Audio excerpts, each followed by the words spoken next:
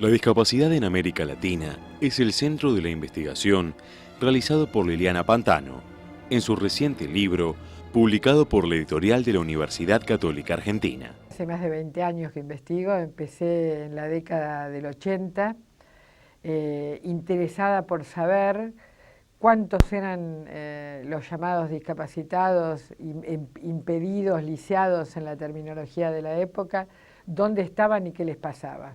La autora reconoce que hay diferencias entre la escasa conciencia social que predominaba en los 80 y la percepción que se produce en el tercer milenio. Las principales diferencias es, primero, una visibilización del fenómeno bastante notable, que si bien no es lo que sería de desear, todavía falta mucho para un reconocimiento cabal y objetivo de la problemática, se ha exteriorizado mucho más la persona que el déficit. Y al tomar conciencia que si bien la discapacidad puede ser para muchos un problema actual, para todos es un problema potencial. El estudio abarca 17 operativos estadísticos realizados en 16 países latinoamericanos en el periodo 2000-2007. Pero realmente lo común a estos movimientos es que hay una producción simultánea de mucha información. De estos países, algunos midieron la temática en el censo nacional de su país y otros hicieron operativos específicos, o sea, midieron en encuestas permanentes o hicieron encuestas específicas. Según la destacada socióloga, la Argentina es el país latinoamericano que más trayectoria tiene en este tipo de investigaciones. Y es el país que realiza un operativo, yo diría que bastante interesante, porque hace una detección de hogares con discapacidad en el censo nacional. De esa detección con hogares con y con hogares sin presencia de discapacidad hace una muestra y a esa muestra vuelve 2 años después, 1 año y medio después, a buscar respuestas a una encuesta específica. En Medición de la discapacidad en Latinoamérica, orientación conceptual y visibilidad, es posible encontrar una exhaustiva información sin la cual sería imposible aplicar políticas sociales y de atención eficaces. Otro elemento común es el conocer para actuar. Y la otra cosa que a mí me atrae notablemente es los esfuerzos que hacen los llamados INE, los Institutos Nacionales de Estadística de los países, en consumo con los órganos que se ocupan de la discapacidad. Porque en realidad nadie tiene la experticia para poder hacer un operativo de esta envergadura. Hay países como Brasil, por ejemplo, que no toman la del habla como una discapacidad. Otros, como Bolivia, prefieren sacrificar un tipo de discapacidad como es la intelectual. Pero en general, la información abarca a casi todas las discapacidades. ¿Y cuál es el objetivo de la medición?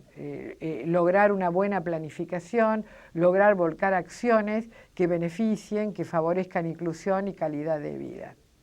Para medir la magnitud del problema, el libro precisa que el total de discapacidad afecta a más de 2.800.000 personas en la Argentina. En la mayoría de los países hay más varones con discapacidad que mujeres. A partir de los 60 años, la proporción es a la inversa. Hay causas relacionadas con los grupos de edad. En la infancia está quizá más relacionada con el nacimiento, con problemas en el embarazo, con problemas de mala praxis en el parto, enfermedad. En las edades productivas, entre los 15 y los 60 años, por todo lo que podríamos llamar todo tipo de siniestros, lo que vulgarmente conocemos con el nombre de accidentes. Y lo diferencio porque la tendencia actualmente es a evitar la palabra accidente, porque el accidente es fortuito y lo fortuito no lo puedo evitar.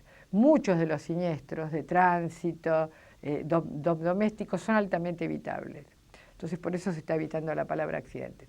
Pero volviendo al tema, los accidentes y la enfermedad son realmente las causas prioritarias en las edades productivas. fundamentalmente entre los varones entre 15 y 60 años, todo lo que tiene que ver con la accidentología de tránsito. Y también hasta los 60 años de orden laboral. En las mujeres también, pero quizá los accidentes domésticos son más elevados que los de tránsito. La discapacidad se ha despojado hoy del sentimiento prejuicioso y fatalista que la caracterizaba hace 25 años.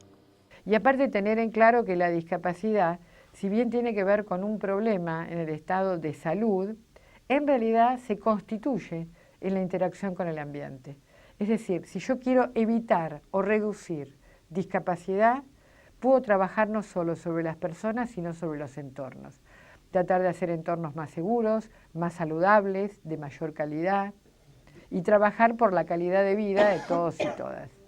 Un discapacitado enfrenta en nuestro país las dificultades que encuentra cualquier ciudadano, en un contexto laboral, educativo y económico difícil, agravado por la falta de alternativas a las necesidades que su estado pueda experimentar.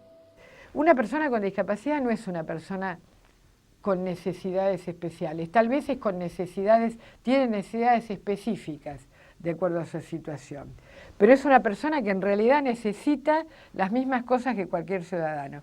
Lo que pasa que, dadas las diferencias, tener dificultades en la movilidad, en la comprensión, en la audición, en la expresión, en la visión, no siempre tiene las alternativas, las variantes, los aditamentos, los apoyos que serían necesarios. Este libro es, sin duda, una herramienta fundamental para conocer y comprender el problema de la discapacidad y contribuir a la búsqueda de soluciones, tanto desde el Estado como de la sociedad. Yo creo que a través de los datos estadísticos podemos aportar grandes radiografías, podemos aportar grandes panoramas en los cuales entender la individualidad que debe ser respetada. Y yo creo que el dato estadístico, bien tomado, bien llevado, confiable, no cualquier dato, es un medio, no es un fin, que me permite tener una visión panorámica de las tendencias, de los principales problemas, poder establecer prioridades y asignar racionalmente recursos que en estos países son generalmente escasos para atender a soluciones eficientes.